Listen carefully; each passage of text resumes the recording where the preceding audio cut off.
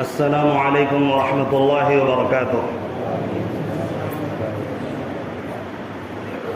الحمد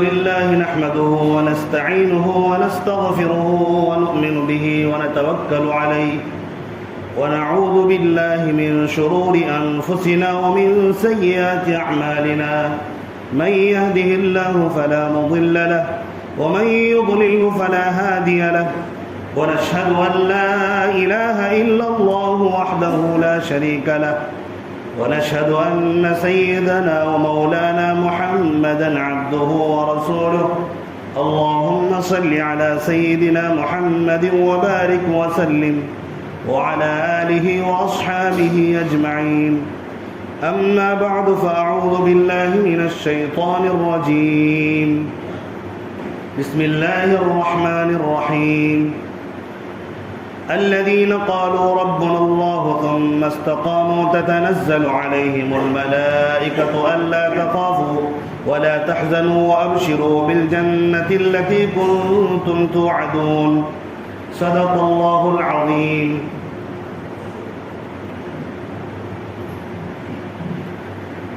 میری زندگی کا مقصد تیرے دین کی سرفرازی، میری زندگی کا مقصد تیرے دین کی سرفرازی، میں اسی لیے مسلمان، میں اسی لیے نمازی۔ میرے واجب الاحترام بزرگوں اور بھائی اور اسلام کے غیور فرزندوں، اللہ تبارک و تعالیٰ کا احسان و کرم ہے کہ اللہ تبارک و تعالیٰ نے ہم سب کو ایمان کی قیمتی دولت سے نوازا، اور اللہ تبارک و تعالیٰ کا کرم اور احسان یہ بھی ہے کہ اللہ تعالیٰ نے ہم سب کو اس خوبصورت ملک کے اندر اللہ نے پیدا فرمایا۔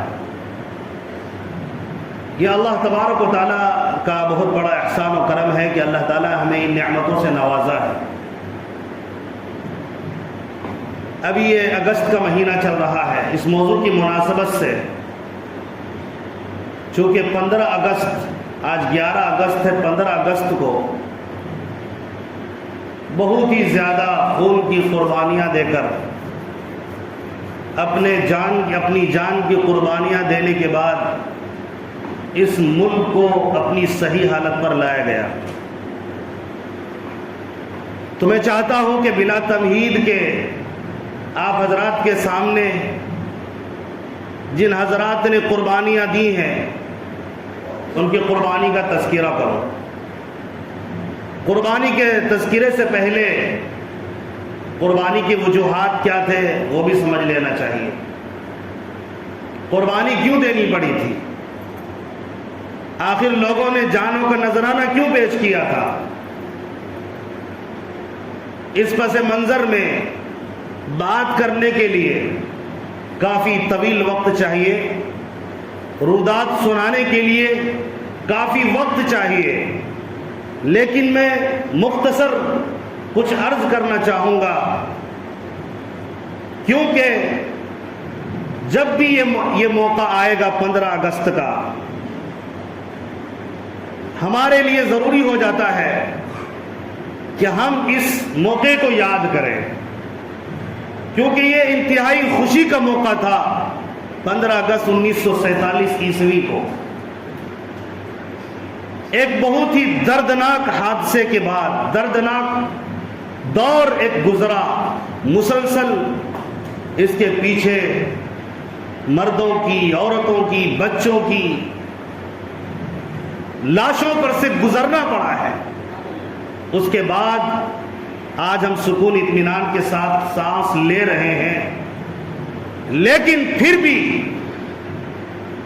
کچھ لوگ انسان میں پیدا ہونے کے بعد انسانیت کا قاتل بن جا رہا ہے اور درندگی اپنے اندر پیدا کر کے اپنے ہی جیسے انسانوں کو مارتا ہے۔ ان کو درندہ بھی نہ کہا جائے، بلکہ درندوں سے بھی بدتر کوئی چیز ہو، سور کتے سے بدتر، اس لیے کہ سور پر حملہ نہیں کرتا، کتا کتے پر حملہ نہیں کرتا، بہت کم ایسا ہوتا ہے۔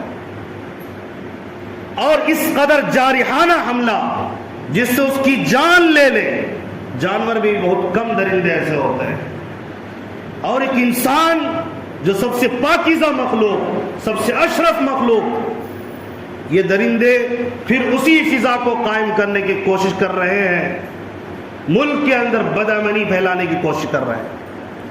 تو ہمیں اس تاریخ کو یاد کرنا چاہیے جب ہمارے علماء نے، جب ہمارے بزرگان دین نے، جب قوم کے مسلمانوں نے، قوم کے ہندوؤں نے، قوم کے اور بھی مذہب سے تعلق رکھنے والے لوگوں نے دیکھا کہ یہاں پر انگریز آ رہے ہیں، تجارت کر رہے ہیں، اور تجارت کے ساتھ ساتھ چوری ڈاکہ جو بھی ہو کر کے تجارت کے نام پر ہتھیاروں کا کاروبار شروع کر کے، ہتھیاروں کو اپنے پاس جمع کر کے، اور یہ اپنی سوچ کو آگے کرتے جا رہے تھے کہ کسی طرح سے اس ہندوستان پر جو سونے کی چڑیا ہے اس پر قبضہ کیا جائے، زمین پر قبضہ کیا جائے، مال پر قبضہ کیا جائے۔ یہ انگریزوں نے اس طرح کی ناپاک کوششیں شروع کر دی تھی۔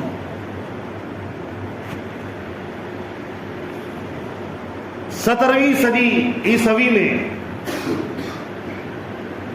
یہ سب چیزیں منظر عام پر آ چکی تھی، ان کے کارنامے اور ان کی بدبختیاں جو یہ ملک کے ساتھ غداری کر رہے تھے اور ملک کو لوٹنے کی کوشش کر رہے تھے اور لوگوں کو غلام بنا کے پریشان کر کے رکھنا چاہتے تھے۔ سب سے پہلے انگریزوں کے خلاف جو باقاعدہ جنگ ہوئی وہ کلکتہ کی سرزمین پر، بنگال کی سرزمین پر ہوئی، اور اس وقت میں نواب سراج الدولہ کے نانا نے جنگ کی تھی۔ 1757 کی بات ہے۔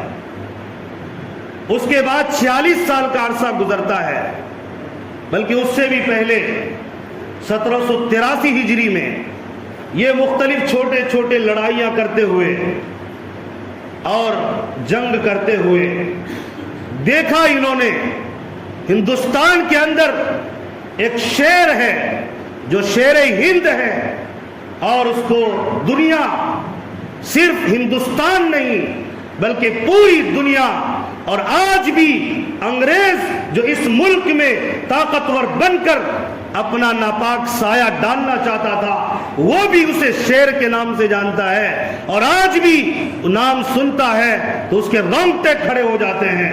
اور وہ میسور کے شیر حضرت ٹیپو سلطان شہید رحمت اللہ علیہ سن 1783 ہجری میں انہوں نے ان بدبختوں کے خلاف، انگریزوں کے خلاف جنگ لڑی اور زبردست طریقے سے فتح حاصل کی، اور پورے ہندوستان کے اندر ہم جانتے ہیں ابھی ہم جس میں ہیں اس کا رقبہ بڑا تھا، پاکستان بھی شامل تھا، بنگلہ دیش بھی شامل تھا۔ اس ہندوستان کے اندر اتنے بڑے رقبے پر یہ انگریز ناپاک کوشش کر رہے تھے، اور جب دیکھا 1757 میں وہ جنگ جیت چکے تھے، سوچا کہ ٹیپو سلطان کو ہرانا ہوگا۔ یہی ایک نام ان کے دلوں کے اندر کھلتا تھا، اس لیے کہ حضرت ٹیپو سلطان شہید رحمت اللہ علیہ وہ مرد مجاہد تھے، اللہ کے ولی تھے، اللہ کے محبوب بندے تھے، ان کے دل کے اندر اللہ کے خوف کے علاوہ کسی کا خوف نہیں تھا، بہادر تھے، جری تھے، غیرت مند تھے۔ اس لیے جو انگریز یہ ملک کے خلاف سازشیں کر رہے تھے وہ بھاگ چکے تھے، عصری تقاضوں سے واقف تھے، اور انگریز اس کی طاقت سے پوری طرح واقف ہو چکا تھا۔ اس لیے بار بار ان سے مقابلہ کر کے وہ چاہتا تھا اگر ان کا خاتمہ کر دیا جائے، اس جیسا مرد مجاہد اس وقت میں اس ہندوستان کی زمین پر کوئی نہیں ہے۔ اب صرف ایک شخص ایسا ہے اور اس کے جو ساتھی ہیں اتنے غیور ہیں، اگر یہ باقی رہے ان کے ساتھی ان کے نقش قدم پر چلتے ہوئے صرف اپنے رب سے ڈرنے والے لوگوں کی بڑی تعداد ان کے ساتھ موجود ہے، اگر ان کی حکومت کا جو یہ حکومت کرناٹک کے اندر ہے، اگر ان کی حکومت کا خاتمہ کر دیا جائے ہم آسانی سے یا قابض ہو سکتے ہیں، حکومت کر سکتے ہیں، اس تاریخ کو بھلایا نہیں جا سکتا۔ آج کچھ بدبخت لوگ ایسے شیر ہند کو جو انگریزوں کے خلاف لڑتے ہوئے شہید ہو گئے، انگریزوں سے مقابلہ ان کا 1783 میں ہوا تھا، پھر 1799 میں مقابلہ ہوا، مقابلے سے پہلے بات ہوئی اور کہا ان انگریزوں نے اپنے آپ کو ہمارے حوالے کر دو، اگر حوالے کر دو گے تو ہم تمہارا ساتھ دیں گے اور ہم تمہیں ساتھ لے کر چلیں گے۔ لیکن حضرت ٹیپو سلطان شہید رحمت اللہ علیہ دیکھ رہے ہیں چاروں طرف سے لوگ ان کو گھیر چکے ہیں، اس وقت انہوں نے ایک بات کہی تھی، اور مجرموں اور بدبختوں میرے سینے میں صرف ایک ذات کا ڈر ہے، یاد رکھنا کہ شیر کی ایک دن کی زندگی گیدڑ کی 100 سالہ زندگی سے بہتر ہے۔ تم کیا سمجھتے ہو میں تم سے ڈر جاؤں گا؟ تمہاری تلواروں سے ڈر جاؤں گا۔ جس طرح میں نے تمہیں شکست دی سی 1783 میں، اسی طرح آج بھی اگرچہ میں تمہارے سامنے گر چکا ہوں، لیکن یاد رکھنا میرے سینے میں صرف رب کا ڈر اور خوف ہے۔ آج بھی میرے اندر غیرت ہے، حمیت ہے، میں اپنے ملک کے لیے قربانی تو دے سکتا ہوں لیکن اپنے آپ کو جھکا نہیں سکتا۔ اور لڑتے ہوئے شہید ہو گئے۔ جب ان کی شہادت ہوئی انگریز اس کی لاش پر کھڑے ہو کے کہا تھا آج سے ہندوستان ہمارا ہے۔ اور 1799 کے بعد 1803 میں وہ دلی پر قابض ہو گئے اور لال قلعے پر انگریزوں کا جھنڈا لہرانے لگا تھا۔ یہ اس وقت میں ناپاک سایہ پڑا، مسلمان پریشان حال تھے، سمجھ میں نہیں آ رہا تھا، ہندو بھی پریشان تھے۔ انگریز بڑی چالاکی سے سب پر ظلم و زیادتی کرتا جاتا اور اپنی جو سازشیں تھی وہ کر رہا تھا، لیکن اب یہ دیکھ چکے تھے حضرت ٹیپو سلطان شہید رحمت اللہ علیہ جیسا مدبر اور غیور اور بہادر اور مرد مجاہد اب کوئی نہیں، اس لیے اعلان کر دیا تھا ان لوگوں نے آج سے ہندوستان ہمارا ہے۔ اس کے بعد مقابلے کے لیے کوئی آنے کے لیے تیار نہیں تھا۔ کون آیا مقابلے کے لیے؟ آج تاریخیں بھلانے کی کوششیں جاری ہیں۔ ابھی دور نہیں آیا تھا مہاتما گاندھی کا، ابھی دور نہیں آیا تھا جواہر لال نہرو کا، یہ تو بعد میں آیا۔ مسلمان دیکھ رہے تھے یہ لوگوں کو غلام بنا رہے ہیں۔ انہوں نے قرآن میں پڑھا تھا، پیارے آقا کی حدیث میں پڑھا تھا، علماء نے اس وقت کی یہ پڑھا تھا کہ مسلمان صرف اپنے رب کا غلام ہوتا ہے، کسی اور کا نہیں، کسی کی غلامی نہیں کر سکتا ہے۔ مسلمان اگر ہے وہ صرف اپنے رب کے آگے جھک سکتا ہے اور کسی اور کے آگے نہیں۔ اس کے بعد فتویٰ دیا حضرت شاہ ولی اللہ کے فرزند حضرت شاہ عبدالعزیز محدث، بڑے عالم دین، بڑے فقیہ، انہوں نے فتویٰ دیا کہ انگریزی حکومت حرامی ہے، ان کی حکومت حرام ہے، ان کی حکومت کو ماننا حرام ہے، ان کے خلاف جہاد کرنا فرض ہو چکا ہے۔ یہ فتویٰ دینا تھا، مسلمانوں میں ایک غیرت جاگ گئی، حمیت جاگ گئی اور یہ سارے کھڑے ہو گئے، اور ان کے ساتھ بریلی میں پیدا ہونے والے ایک مرد مجاہد سید احمد شہید رحمت اللہ علیہ، سید احمد شہید رحمت اللہ علیہ کھڑے ہوئے اور لوگوں کو لیا، اکٹھا کیا، علماء کرام کو اکٹھا کیا اور ان سے مقابلہ کے لیے پوری فضا بنائی۔ اس پٹنہ کی سرزمین پر بھی وہ آئے تھے، یہاں ولایت جناب ولایت مرد مجاہد ولایت عظیم آبادی، اس پٹنہ کا نام عظیم آباد تھا۔ صادق پور اور پٹنہ کے علماء نے ایسی قربانیاں دی، صادق پور بھی پٹنہ کا حصہ ہے، ہم لوگ اچھی طرح جانتے ہیں۔ پڑھیے تاریخ اٹھا کر، ان علماء نے انگریزوں کے خلاف ایسی لڑائی لڑی ہے، پورے ہندوستان کا علماء اور لوگوں کا جہاد ایک طرف اور یہ پٹنہ کے علماء کا جہاد ایک طرف، تاریخ کو بلایا نہیں جا سکتا۔ انگریز لکھ رہا ہے، انگریز کہ یہاں کے علماء نے ایسا مقابلہ کیا ہے جو کسی اور نے نہیں کیا. کہ کسی بھی حال میں اپنے عبادت کو نہیں چھوڑتے تھے اور انگریزوں سے مقابلے کی بات کرتے رہتے تھے. اس کے بعد 1857 عیسوی میں جنگ ہوئی شاملی کے میدان میں, اور اس کے اندر کون شریک تھے؟ علماء دیوبند حضرت مولانا قاسم نانوتوی رحمۃ اللہ علیہ, حضرت امداد اللہ مہاجر مکی رحمۃ اللہ علیہ, شیخ الہند مولانا محمود الحسن دیوبندی رحمۃ اللہ علیہ. یہ تمام کے تمام اس میدان میں شریک ہوئے.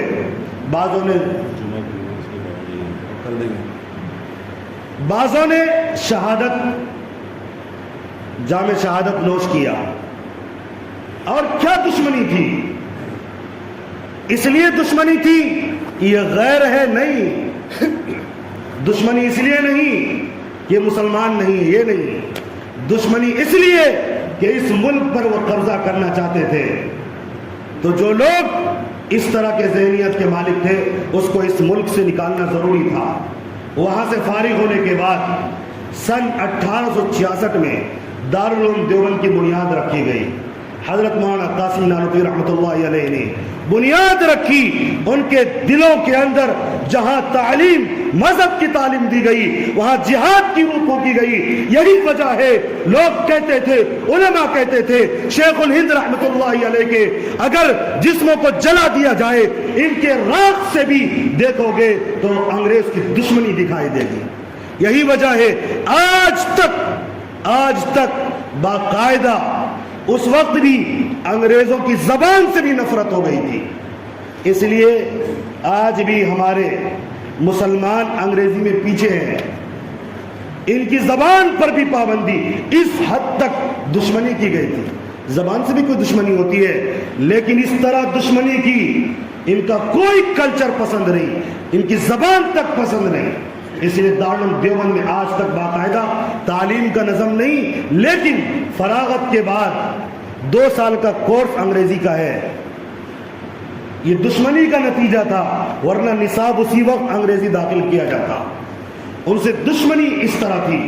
پھر اللہ تبارک و تعالیٰ کا فضل ہوا, ہندو مسلمان سب مل کر ان لوگوں سے لڑ کر ان کو بھگایا, اور 1947 میں یہ ہندوستان ہمارے قبضے میں آیا.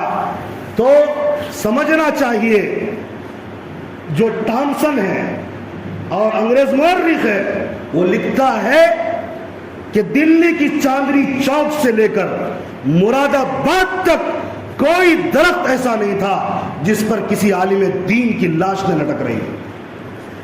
یہ انگریز یہی لکھتا ہے. ایک دن میں 40 ہزار علماء کو جلا دیا جاتا تھا اور پھانسی پر لٹکائی جاتی تھی. کن تاریخ کو جھٹلاؤ گے؟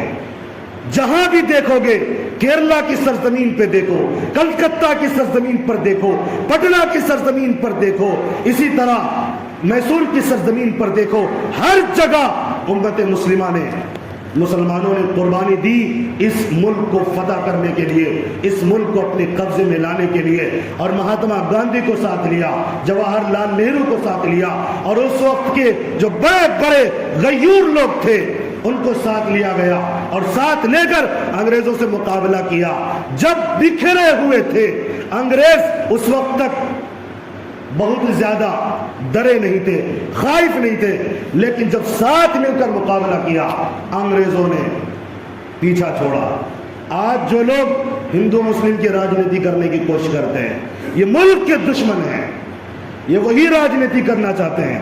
ہم کہتے ہیں آج بھی پیار و محبت کے ساتھ رہو, یہ ملک پورے دنیا کے اندر ترقی پر ہوگا, اس ملک کا نام روشن ہوگا. لیکن لوگ چاہتے ہیں ہندو مسلم کر کے ماحول کو خراب کرے, کچھ لوگوں کو درندہ بنا دیا جائے, اور کوئی رام کا نام لے کر اور کوئی نالائق اپنے مذہب کا نام لے کر انسان کو قتل کر دے, بے قصور انسان کو قتل کر دے. اور کہا جاتا ہے کہ حالانکہ یہ غلط ہے اور جھوٹ ہے اور فراڈ ہے, مسلمانوں کے خلاف کچھ سے کچھ کہا جاتا ہے کہ مسلمان جو ہے ہندوستان کے بارے میں مخلص نہیں.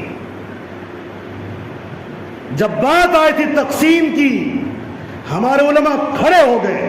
کہا تھا انہوں نے ہماری مسجدیں یہاں ہیں, ہمارے قبرستان یہاں ہیں, ہمارے مزارات یہاں ہیں, اولیاء یہاں ہیں, لال قلعہ یہاں ہے, تاج محل یہاں ہے, ہمارے آبا و اجداد بڑے بڑے بزرگان دین پیر و مرشد یہاں ہے. بابا اس زمین کو چھوڑ کر ہم نہیں جا سکتے, مریں گے یہی, دفن اسی مٹی میں ہونا ہے. جو کہتے ہیں وہ غلط کہتے ہیں, ان کو تاریخ پڑھنا چاہیے. جہاں تک علماء دین نے, بزرگان دین نے اس ملک کے لیے قربانی دی, ہمارے ہندو بھائیوں نے بھی قربانی دی. دونوں باتیں سچی ہے. اگر کوئی ایک کا انکار کرتا ہے غلط ہے, اس لیے کہ تاریخ کو جھٹلایا نہیں جا سکتا, پڑھا جا سکتا ہے.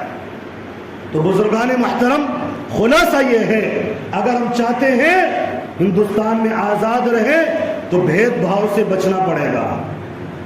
ہندو مسلم کے نام پر حکومت میں آنے سے, حکومت حاصل کرنے کے لیے جو ایک طرف لوگوں کو لگی ہوئی ہے, اس طرف سے بچنا پڑے گا. ایک آج جو کچھ ہو رہا ہے اس کو سامنے رکھ کر آپ خود سوچئے گا. میری عمر زیادہ نہیں, لیکن جب سے میں ہوش سنبھالا ہوں, جب سے میں دیکھ رہا ہوں, اس سے پہلے کی باتیں میں سن چکا ہوں. مجھے ایک مسلمان کا طبقہ بتائیے کسی جماعت نے کسی مندر میں گھس کر فساد کیا, بتا دیں مجھے. لیکن آج کیا ہو رہا ہے, یہ غیر مسلم جو مسلمان نہیں ہے یہ جلوس نکالتے ہیں, مسجدوں کو جلایا جاتا ہے, مسجد کے اندر جا کر اماموں کو قتل کیا جاتا ہے. ویڈیو موجود ہے, جھٹلایا نہیں جا سکتا. مسلمان جانتا ہے اختلاف سے ملک کا نقصان ہوگا, اس لیے یہ مسلمان جس طرح آزاد کرانے کے لیے قربانیاں دیا ہے, اسی طرح آئندہ بھی اپنے ملک کے, وطن کے وفادار لوگوں کے ساتھ مل کر اس ملک کی حفاظت کے لیے آخری دم تک تیار ہے اور تیار رہے گا انشاءاللہ العزیز. اللہ تبارک و تعالی ہم تمام کو دین اسلام کی حفاظت کی توفیق نصیب فرمائے, ملک کو, قوم کی حفاظت کے لیے ہر طرح کی قربانیاں پیش کرنے کی توفیق عطا فرمائے. اللہ سے دعا کرتے ہیں اللہ تعالیٰ ملک کے اندر امن و سلامتی عطا فرمائے. آمین و آخر دعوانا الحمدللہ رب العالمین.